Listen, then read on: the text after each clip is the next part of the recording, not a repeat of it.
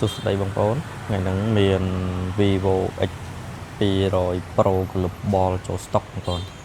តែមានតិចទេបងប្អូនមានតែ3ដើមទេមានពណ៌ natural ទឹកប៊ិចហើយពណ៌ខ្មៅបងប្អូន RAM 16 memory 512G អីវ៉ាន់នេះស្អាតបងប្អូនស្អាតមែនតើដូចថ្មីអញ្ចឹងបងប្អូនចៃញញតែហ្មង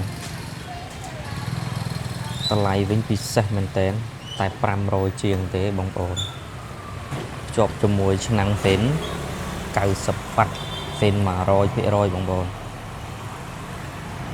មានតែ3ដើមទេបងប្អូនបងប្អូនមានតម្រូវការទូរស័ព្ទកាមេរ៉ាខ្លាំងអ៊ីនធឺណិតបើលឿនហើយ version global អាចមើល Vivo នេះបានធានាថាអត់ខកចិត្តទេបងប្អូនឬក៏ចង់វាយដោះដូរអាចមកហាងបានអរគុណ